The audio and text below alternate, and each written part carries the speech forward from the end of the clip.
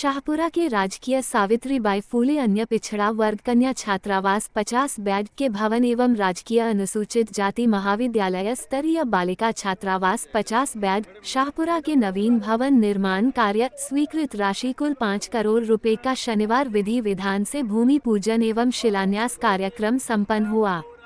कार्यक्रम के मुख्य अतिथि शाहपुरा विधायक डॉक्टर लालाराम बैरवा रहे। इस अवसर पर राजेंद्र सिंह KVSS अध्यक्ष राजेंद्र बोहरा, डॉक्टर सत्यनारायण कुमावत, धर्मराज चाडा प्रधान प्रतिनिधि, पंकज सुगंधी, जीवराज गुर्जर, कैलाश धाकड़, रीता धोबी प्रिंसिपल, राजी देवी धाकड़ उपाध्यक्ष, नगर पालिका, शारदा सोनी, सुनीता बलाई, सोनाली पोरवाल, ममता घूसा, भावर वैष्णव, जितेंद्र पाराशर, राजाराम पोरवाल सहित अनेक जनप्रतिनिधि, कार्यकर्ता बंधु, छात्राएं एवं पत्रकार बंधु उपस्थित रहे।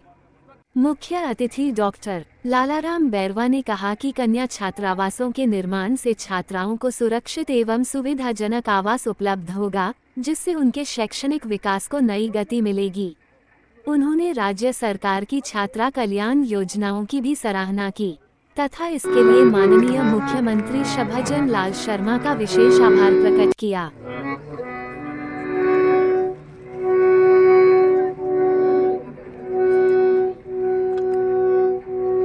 सभी अतिथि पधारे हैं। दीप ज्योति परम ज्योति, दीप ज्योति जनार्दन, सुख संपदा, द्वेष बुद्धि विनाशाय। सिंह जी राठौड़ का स्वागत करने के लिए जितेंद्र जी पारासर, रामकिशन जी, नवल जी आप पधारे और दुपट्टा, पगड़ी और माला पहनाकर स्वागत करें। आज हम सब यहाँ शिलान्यास करने आए हैं, तो मेरा इतना ही कहना है कि अभी हमारे बीच में सत्यनारायण जी ने सावित्रीबाई फूले कौन थी और किस नाम से आज ये छात्रावास यहाँ पे बनने जा रहा है। तो हमारे देश में जितने भी जो चाहे वो सामाजिक क्षेत्र में काम किए हो, चाहे क्रांतिकारी के रूप में देश में जो जिनका बलिदान और जो है उनका योगदान रहा हो, ऐसे लोगों का नाम, उनके नामों से देश के अंदर कई मार्ग बनते हैं तो कई भवन बनते हैं। तो ये केवल इसलिए कि उनके जीवन जो है उनकी जीवनी से हम कुछ ना कुछ उनसे आने वाली पीढ़ी उनसे प्रेरणा लेती रहे और उनको ये जानने का अवसर मिले कि जिस नाम में जो है आज जैसे सावित्रीबाई फूले का ये छात्रावास जो है हम बना रहे हैं, तो बच्चे उनके बारे में पढ़े और उनके बारे में जानने का प्रयास करें कि सावित्रीबाई फूले कौन थे।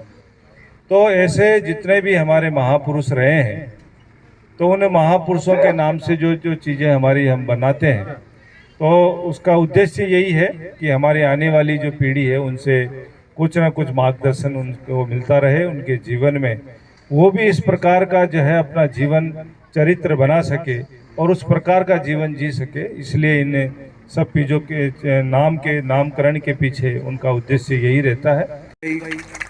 छात्रावास एक अच्छा वरदान लेकर के शाहपुरा के लिए आएगा।